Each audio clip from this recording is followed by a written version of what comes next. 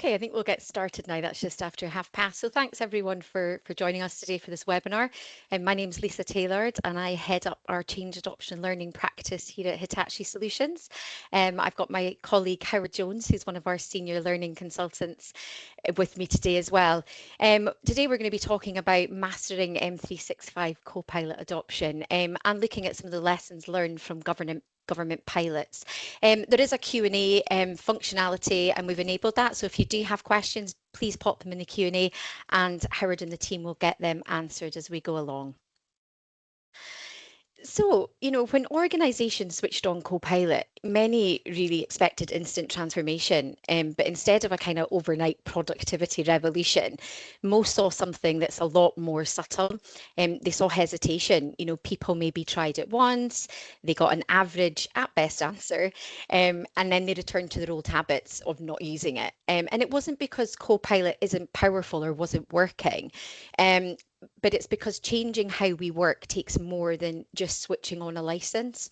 And I kind of say that with some humility myself because I kind of made that same mistake. At first, I convinced myself that I needed to become an expert before I could use Copilot properly. I needed to know all the right prompts, the right features, the techniques, the knowledge. So I read everything, I was bookmarking, I researched, but really I was just avoiding actually using it. The pressure to kind of know enough was really stopping me from getting any value at all. But everything really changed when I stopped trying to master the whole thing and simply asked, what can Copilot actually help me with today? And the moment I let it, just summarize a Teams meeting or draft a learning brief or turn my notes into a clear actual plan of action, it actually clicked. And the value for me wasn't just the time it saved me, it was the confidence that I was gaining in actually using the tool itself. And that's exactly what organizations are struggling with now. What we're really seeing is a confidence gap. People aren't wondering whether Copilot can help. They're wondering whether they're using it right, whether it's allowed, whether their data is ready, whether they can actually trust the output. And that's where the momentum is slipping for organizations in those tiny little moments of uncertainty. And this slide really sets the tone for the discussion today. One of the most important things that we've learned, not just from the public sector pilots, but also from our own experience with clients, is that Copilot is not a silver bullet. Simply turning on a license and expecting transformation tends to disappoint. The tech does its bit, but the real value comes from how people are using it. We've seen that the biggest barrier isn't the tool, it's the human-centric side. So people need to understand where Copilot fits into their daily work, the what's in it for me. They need to trust its outputs and they need the skills to really use it effectively. And that's like skills such as prompting and how to validate outputs. They're absolutely critical when it comes to using AI and Copilot. Without that, the adoption of the tool will really pause and slows, and that's where value is lost. But that adoption has to be a continuous process as well. So as the tool evolves and people evolves, we must make sure that learning and feedback and optimization of the tool are evolving as well. So the message is really clear. Copilot must be embedded into the way that people work. It's a new way of working, and that means we need to invest in change and not just the technology.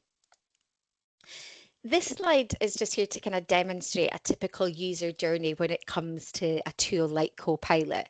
At the very start, people are just trying to really familiarize themselves with the tool. They're asking maybe, what is Copilot? Why are we using it? And where is it actually meant to help me? And at this stage, people still try very much to do the work themselves. And this is less about capability and much more about kind of confidence and clarity and understanding. The first real shift happens when people stop experimenting in theory and start using Copilot for real everyday tasks. They'll let Copilot draft, structure, or prepare a first version for them. So something like an email, taking notes, creating a document from notes, creating slides, instead of just starting from a blank page themselves. And crucially, they're not handing over the work to AI. They're still refining it, they're still deciding and really shaping the outcome. they're just not doing it themselves. And this is where Copilot starts to support how people actually do the work. So as confidence builds, people begin to rely on AI outputs in their day-to-day work. They start to guide it, they're reviewing the results, and they decide what they're going to use and what they're going to change.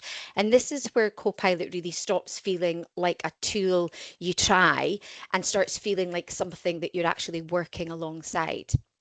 AI has really moved beyond drafting into something that's more collaborative. And over time, the role shift becomes, really clear. AI takes on more of the kind of execution or the doing and the preparation, while people move further towards that kind of judgment and decision making. My role changes. I'm no longer focused on producing everything myself.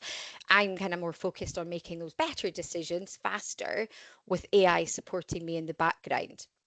It's not about replacing people at all. It's about freeing us up to do higher value work.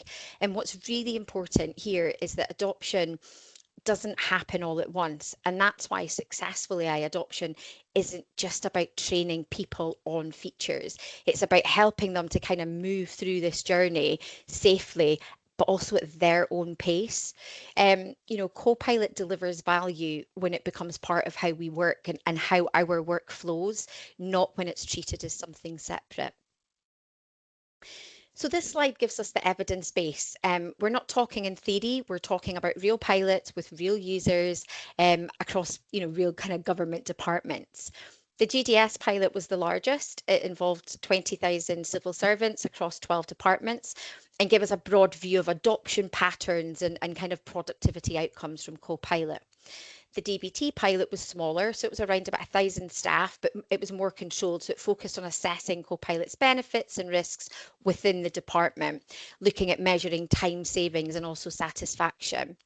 And the DWP pilot was a 6-month trial with around 3,500 staff, and it really focused on policy and corporate roles. And it did give some quite robust data on time savings and work quality as well. And together, these studies give us quite a good comprehensive picture of what works and what doesn't when it comes to Copilot adoption, predominantly in the public sector. So let's look at the impact. In the GDS pilot, there was about 83% of users adopted Copilot in the first month. And that's a large number. And it stayed relatively at that number throughout the trial. Users reported saving on average of 26 minutes per day. So that's more than 13 extra workdays per year. 82% said they wouldn't want to go back to working without Copilot. I'm definitely within those 82%. And 85% agreed that Copilot gives good value to the organisation. And GDS credited really strong change management efforts, so active promotion and training during the trial for the high uptake. The report also observed that familiarity with AI tools influenced outcomes. So professions or teams with lower prior digital confidence saw smaller benefits. And that really suggests the need to invest in user upskilling and confidence building to really maximize AI's value. In DWP, the results were similarly strong.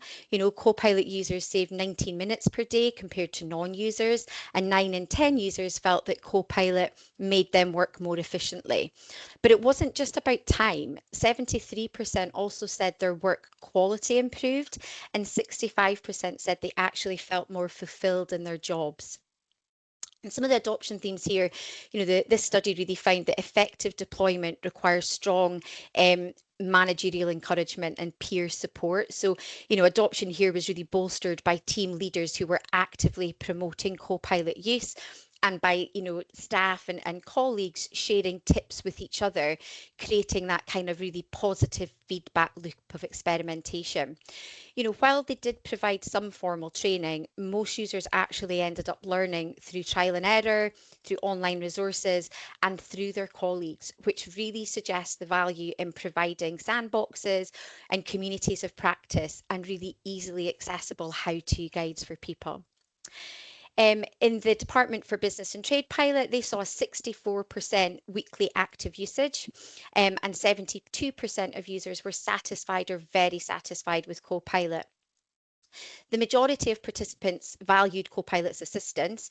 And one thing in particular with this one was especially those with neurodivergent needs or non-native English speakers who actually reported higher satisfaction and kind of tangible benefits. So things like they felt that they had improved focus, their writing was clearer, and they were more confident when they used Copilot. And these are quite powerful outcomes. They show that when Copilot is used well, it doesn't just make us work faster, it can actually make work better and more satisfying for us as well, which I think is probably something that we all want. And whilst the pilots delivered clear positives, they also surfaced some important challenges and limitations that we need to be honest about. Starting with the DBT evaluation report, it didn't find evidence that the time savings translated into improved productivity at a department level. And it could have just been to do with the length of the trial. It was a 3-month trial. But participants also observed something called hallucinations or errors during the pilot, which affected trust in Copilot's outputs and made some users more cautious in how and when they actually used the tool. The GDS findings showed that policy-focused teams struggled with nuances. So particularly where M365 data sources contained kind of multiple or conflicting viewpoints. Copilot wants to provide an answer, and when the data is unclear, it will often pull information from multiple sources to create the final response, which isn't often the right response, aka the hallucinations. And finally, the DBT evaluation highlighted a strong cultural effect. So users were much less likely to use M365 Copilot if their colleagues and line managers were more hesitant to use it, showing that adoption is really shaped as much by leadership behaviour and peer confidence as by the technology itself. There's also a set of challenges that are quite particular to public sector. So Copilot generates content that lives inside your tenant. And that has implications for things like FOI requests, records management, and the official record. It's really important that departments are clear about, what counts as a record, how prompts and outputs are retained, and what happens to draft material. That an officer maybe never publishes. And, the Cabinet Office AI guidance and your own departmental policy should be the anchor here, not the tool. And none of this is a blocker, but it does mean that your Copilot rollouts has to be a joint conversation with your information governance teams, your security colleagues, and not just from a digital perspective. But taken together, the message from the pilots is consistent. Copilot's impact depends on the environment around it. And without clear policy, confident leadership and user capability building, the benefits are uneven. The technology can support people, but it does not remove the need for, skills, for judgment and organizational readiness. This slide really brings together the key themes that we've seen across all the pilots. So firstly, as I've mentioned, leadership. When leaders are visible and supportive and use Copilot themselves, adoption goes up. Now, I've seen this in my own team. It wasn't really until I was actively talking about how I was using Copilot and how some of my colleagues were using Copilot within team meetings, demonstrating, showing that we got real traction in using Copilot across our team. But when leaders are more hesitant or kind of silent about Copilot, adoption really does stall. Second is about user engagement. The best pilots involved users early, listened to their feedback, created space for people to experiment. Adopting new technology is as much a human challenge as it is a technical one. And thirdly, training, not just one-off sessions, but ongoing and really role-specific hands-on learning so that people can really see where Copilot sits in their everyday. And then we have clear use cases and guardrails.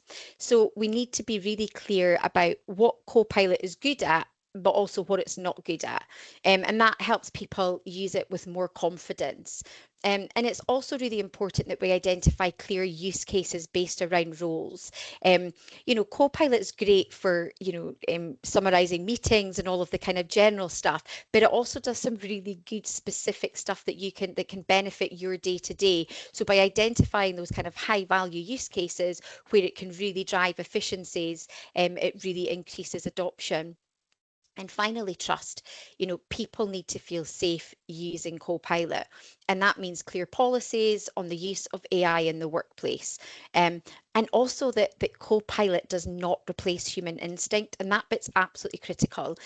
We still need to review, we still need to adjust, we still need to put our own judgment when we're using Copilot and not just take the outputs as they're given.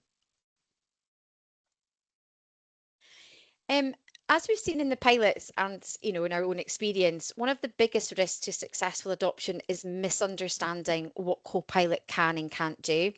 So I'm going to walk you through some of the most common myths and the realities behind them. First myth: Copilot reads your documents. It doesn't understand your organization. Firstly, Copilot doesn't understand your organization in the way you understand your organization.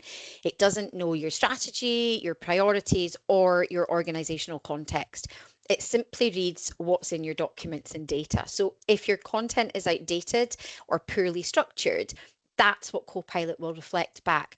And this is why data hygiene and governance are so important, because Copilot is only as good as the material that it has access to. We then have work versus web. And this is one that catches a lot of people out. So Copilot has two modes that look almost identical, but they answer in really different ways. So the work mode draws on your organization's internal data. So your document, your emails, your meetings, your team chats, etc. Web mode draws on the open internet. Both are still secure, but they're answering different questions. So if you ask work mode about the latest market trends in your sector, it can only tell you what your team, what your colleagues have maybe written about. But if you ask the web more about your team's project, it has no idea what you're talking about. So helping people understand which brain they're talking to in Copilot and when to switch between work or web is one of the simplest things you can do to kind of cut through that early frustration. Hallucinations, so we mentioned these before, and they happen when data is unclear or missing. They're kind of like a made up answer, and it's one of the most talked about risks as well when it comes to Copilot. And they're a symptom of weak inputs rather than an actual fault in the tool itself. So if your prompt is really vague, or if the data is incomplete, as I said, Copilot tries to fill in the gaps and sometimes it gets it wrong. And this is why prompting skills are so important when it comes to Copilot or any AI tools. We need to make sure that we're teaching people how to ask better questions, how to iterate on their questions, and how to also spot when something doesn't look right. Copilot doesn't understand legal nuances. So Copilot can help you draft a policy or summarize a contract, but it can't interpret legal nuances or make compliance decisions. It doesn't understand context, risk, or intent. So while it's a great assistant, it's not a substitute for your professional judgment when it comes to that. We need to really be clear where the human still needs to be in that loop. Copilot exposes permission issues immediately. So one of the unexpected benefits and risks is that Copilot can surface documents a user has access to, even if they don't know they had access. And this means that if your data permissions are too broad or misconfigured, Copilot might reveal sensitive content. And that's a good reason to really review your access controls before rollout. Copilot cannot distinguish official from old policies. And that's true. Copilot doesn't know which version of a document is the most current. So if you've got 5 versions of a policy floating around in your SharePoint site, it's going to treat them all as equally valid. And again, that can lead to confusion, or outdated advice. And again, this points to the need for strong content lifecycle management, archiving your old documents, tagging the current ones. And finally, Copilot behaves differently in each app. So you've got Teams, Word, you've got Outlook. Another source of confusion is that Copilot doesn't behave in the same way everywhere. In Word, it's really good for drafting and rewriting. In Teams, it's probably more about summarizing your meetings or chats. And in Outlook, it helps you draft email replies. And if users expect the same experience everywhere, they are going to be frustrated. And that's why we need to really help them understand the strengths of each different integration when it comes to Copilot. This is one of the most important lessons from pilots and from what we see across other industries as well. Early adoption, often fails not because the tool doesn't work, but because people don't know how to use it effectively. They're trying it once, they get a generic answer because they haven't used a really good prompt, and then they're like, well, that's not useful to me, I'm just not using it. And this is, as I said, where prompting skills, use case clarity, and expectation setting becomes absolutely critical. So people treat Copilot like a search engine or a chat bot, but actually it's a work accelerator, but only if you know how to guide it.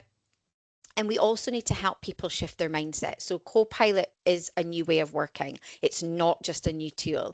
It changes how we approach our daily tasks, how we review work, and also how we think about quality of outputs. And that's a really big shift, and it needs support to get there.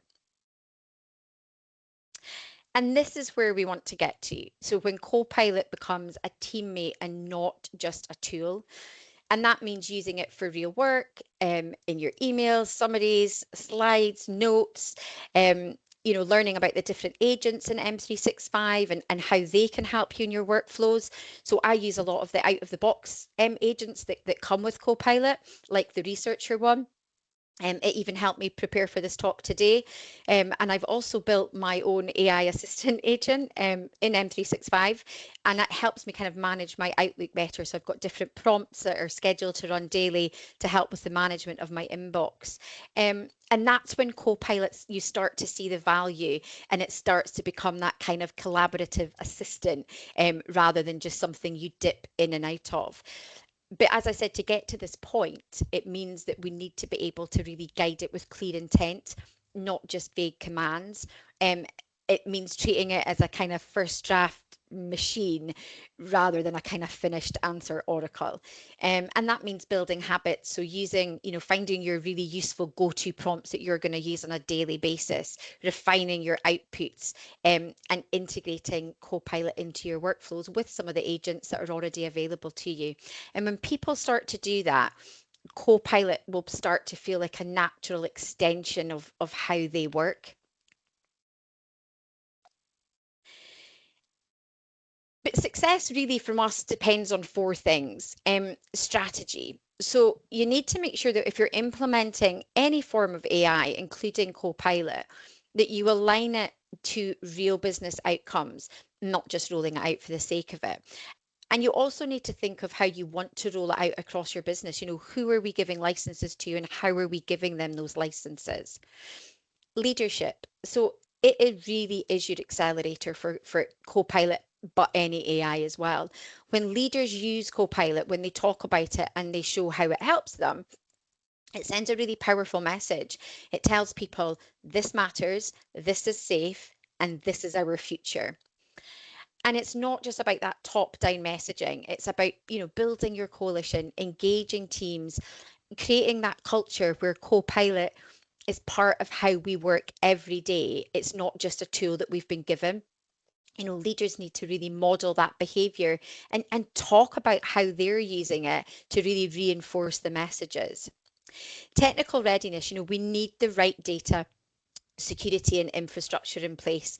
And I want to be honest, this is often harder in public sector, which I'm sure a lot of you are aware of, than it is in commercial organizations. You're typically dealing with a more complex data estate. You've got legacy SharePoint sites, you've got content of varying classifications, you've got multiple tenancies, and sometimes information, that's been moved around, multiple departments more than once.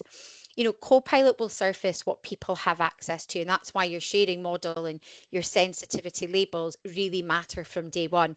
The good news is that getting this right has value well beyond just Copilot. It's the foundation for everything else you're going to want to do with AI in the coming kind of months and years as well. And then people-centered change. As I said, we need to support users to understand how Copilot fits into their everyday. And we need to build communities that really share information and stories that help us make Copilot part of the culture and not just another tool. And when these four pillars are in place, Copilot can really deliver value for any organization. So this slide is really the steps that organisations can take to move from that experimentation to really sustained Copilot adoption. And it reflects what we've learned from our own experience with clients as well as Microsoft's best practice. And this is the model that we use because it works. And as I said, it's grounded in Microsoft's Copilot adoption best practice, and it reflects what we've seen repeatedly in real organizations that are trying to move from that early use to more sustained value. And the core principle is really simple. Copilot adoption, as I said, is fundamentally a cultural change program that happens to involve training. Microsoft described this as a playbook for building a movement, not a rollout. And that framing is really critical. So the first phase is all about prepare. And this is about creating the right conditions before asking people to change how they work. So that starts with sponsorship, strategy, and a clear vision. People need to understand why Copilot matters, how it supports organizational priorities, what it is, what it's not there to do as well. And without that clarity, adoption can become really fragmented. Preparation also includes identifying and onboarding a community of champions or your digital community. And champions need to be, that trusted people in the business who can translate Copilot into real role specific value and then take those learnings back into their kind of business areas. And a critical part of this phase is preparing those real use cases and looking at the processes where Copilot will add that value.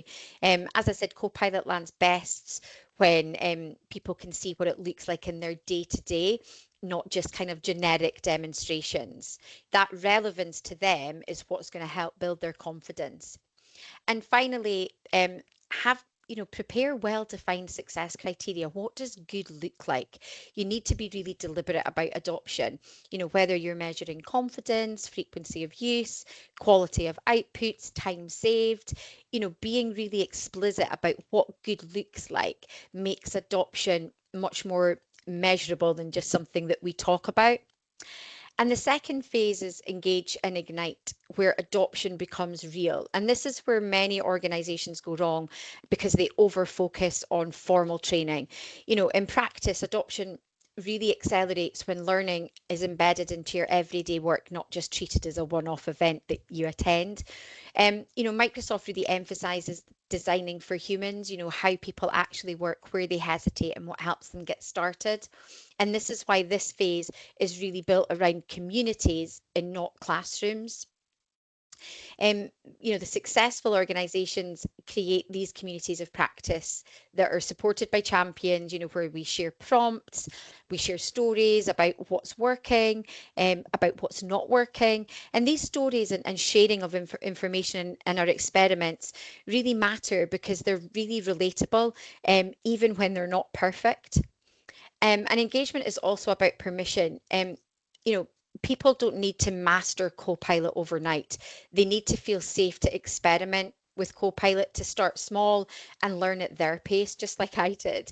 And when that kind of permission exists, confidence grows, and that's when usage will really follow. And the third phase is all about making AI part of how the organization works. So really embedding it and then scaling it, so that Copilot becomes the normal habit. And this includes building reusable assets, so prompt libraries, toolkits, and success stories, so that people aren't starting from scratch each time. Really lowering the effort that it takes to engage with Copilot and AI is what's really going to sustain your momentum. And this phase also looks at feedback loops and insights. So looking at dashboards, user sentiment, how people are actually using Copilot can really help us understand what's working, where confidence is growing, and potentially where intervention is needed. Adoption isn't static, and the approach really needs to evolve with it. And continuous learning plays a critical role here. But as I said, it needs to be relevant to the individual and not generic. Um, and I think for me, continuous learning is so important because AI and Copilot evolve at such a scale. And that's where those digital communities come in. And that's where that continuous learning really takes place as people are sharing how they're using it, sharing their experiences with each other, is how you're really going to get that adoption at scale in your organization. And then underpinning everything is, again, is your data readiness. Copilot will feel genuinely valuable when your information estate is clean, and permissioned correctly. That kind of strong foundations are really what going to enable trust and usefulness as well. And across all these phases, we consistently see the same patterns in organizations where Copilot is truly embedding. They are making it relevant. They're showing Copilot showing people what Copilot looks like in their role and their context. They're setting the guardrails so users know, what's encouraged and what's off limits with AI. They build communities, so not just learning programs, but they've got champions, they've got shared prompts, they've got internal stories, and celebrate regular wins. And they invest in their foundations. They look at their data quality and their governance. And that mindset is what really accelerates adoption. Copilot becomes valuable when it becomes the first instinct and not just the last resort. Um, for me, AI, adoption of Copilot and AI is really successful when it becomes part of how people naturally begin and shape their work. And adoption isn't something that you finish, and that's really important. It's something that you keep doing. And if it isn't designed and supported properly, it's simply not going to stick within, your organization or your teams. So how do we actually help you get there? We've built two ways in, depending on where you are on your journey. The first is a Copilot awareness boost, and this is for those of you who have maybe rolled out licenses and now need to give people a bit of a confident start in using those licenses. And it runs between kind of 2 to 4 weeks, and it's deliberately light touch, so really short focus sessions that are hands-on practice in the apps that people are using every day. And then we have follow-up clinics where users can bring their real questions, for how they're using Copilot and really using it within their workflows. And the point isn't to give anyone a certification in Copilot. It's to get past that first week awkwardness so that people, actually keep using Copilot on a Monday morning. And the second is really our Copilot Adoption Accelerator. And that's for organizations that need something that's a bit more substantial. So maybe for those of you who've been at it for a while, you've seen maybe experimentation has start to plateau, people aren't really using their licenses, but you really want to turn it into something that's embedded and measurable. And it takes between about 2 to 3 months, and works through that discover, engage, and embed phase, really building the 4 foundations for success. Um, you're going to walk away with prioritized use cases, confident users with role-based skills, and reusable assets like prompt libraries and playbooks. Um, and honestly, the right choice depends on where you are. Some organizations need a quick boost, others need a longer program to really embed it properly. And we're happy to have that conversation. There's no one size fits all here, and we'd rather start, with what you actually need than push any particular packages to you. But thank you all very much for listening today, and I hope you find the content useful for your own journeys with Copilot. Some of it maybe resonates with what you're going through. At Hitachi Solutions, we offer full support, for Copilot implementations, not just adoption. So if you'd like to discuss any of the points, any further, or you need some help in your organisation, please don't hesitate to reach out. I think Rachel's popped a poll in the chat where you can indicate if you'd like to hear more from us, how you can do that. But my contact details are also on the screen, and I genuinely love a conversation with any of you, to discuss this further. So thank you very much.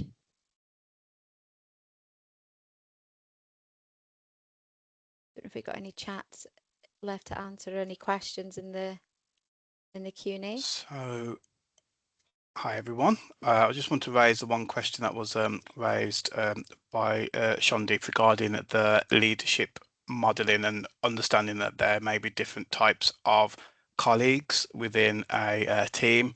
For example, there may be ones that are shadow AI users, they call them, which are using AI frequently but are silent in regards to how they're sharing it. And then you've got the AI shy users who are not sure about the tools or too scared to bother. So how leadership can help. Lisa did cover that in the session in regards to, obviously it's really important for leaders to obviously be on board with the project and share their ideas. So we find that adoption went up when leaders were not hesitant and they didn't hold back. It's not about making a big gesture. It's just about role modeling the behavior and saying that it's okay to try and to learn and to use the tools available. So yeah. I think for me as well on that point, what we've seen work really well, because it's not just employees that need to know how to use Copilot or AI, it's also leaders. And sometimes they actually feel a little bit more behind. I know I did when I first started on this journey. So we actually do what we found works really well is to do some specific leadership training to get them started using it. And then that gives them that boost to kind of talk about it in their teams. How am I using it? Oh, I find it really useful. I've done this with it today. And that really helps to get the conversation going. When it comes to shadow AI, that's a really hot topic, I would say, probably across all organizations. We don't just have access to Copilot. Copilot is something that is, that a lot of companies have through their kind of M365 licenses, but obviously there's lots of other AI tools out there.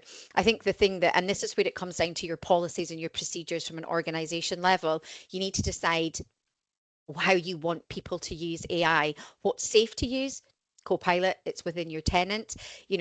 Shadow AI, if it's things like Claude or ChatGPT, whatever tool they're using, you just need to be really clear in your policies and guidelines what they don't use that for sharing any, documents and business documentation, etc. So that's when it becomes really critical to have those policies and procedures in place for the different use of AI and the different tools that are available as well.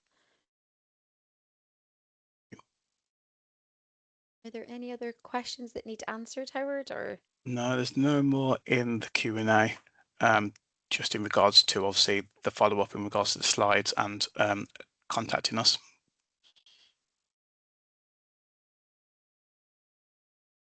great. So if we don't have any more questions, as I said, you can reach out, you can have a chat with us, and Rachel and that will be sending around the outputs and the slide deck as well. And there's just one, have you linked essential skills communication? Sorry, I'm just reading this one. Thank you for sharing the insights approach. Have you linked essential skills, e.g. communication from essential skills framework to upskilling programs, particularly given the need for well-crafted prompts to extract the benefits of Copilot? So I guess our prompting, we actually have specific prompt training that we do. Howard is one of the people that runs that course for us. I don't think it's something that I'll look at if that does include the communication from essential skills framework, but what the prompts do is follow a framework of best practice of how to get the best out of a prompt. Howard, do you want to talk a little bit about that? Yeah, sure. So yeah, the course that we do run is a framework structure to, as you put in the question, to get the benefits of Copilot, to make sure the output is a more positive one that you probably will need to iterate and change less.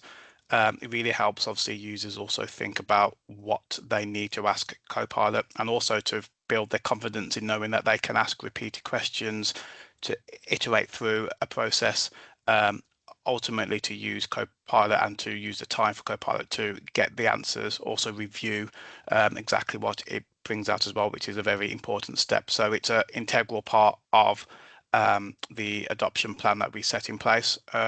Found from experience that actually once they understand the basics and understand about using Copilot for the basic tasks, the prompting really accelerated their kind of use and growth of it, because they felt more confident in knowing how Copilot likes to be talked to. So it's a very important step that we've run through.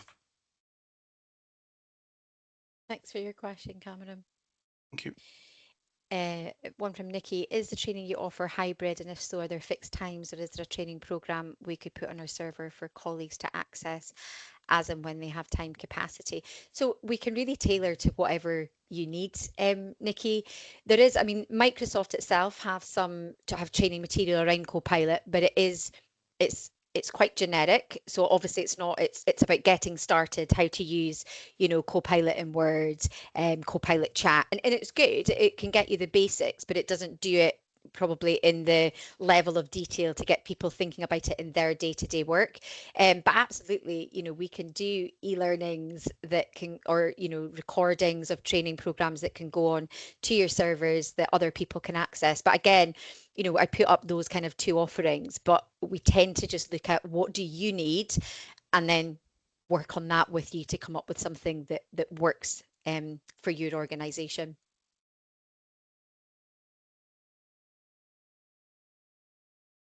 Just Don't think there's any more questions that come up. Nikki's just asked, is your training focused on government use? So yeah, so we a lot of our teams we're already working within the public sector and within central government. So our training is very much tailored to the organisation that we're giving training to, and not just generic. I think a lot of what we see in government as well is around the whole digital literacy piece, which really is a key area that we need to remember. So we like to understand where our people are coming from that are attending the training. I think I did mention, from the pilots, those that have got that kind of lower potential digital literacy levels find mastering things like AI that little bit harder. It might take them a bit longer. So it's what we like to do is understand, work with the organisations to understand who's attending, what level are they at, and then we meet them at that level. But it's very much, we would look at focusing, very specific use cases around the public sector, but also depending on which departments you're in, etc. So it's very much tailored.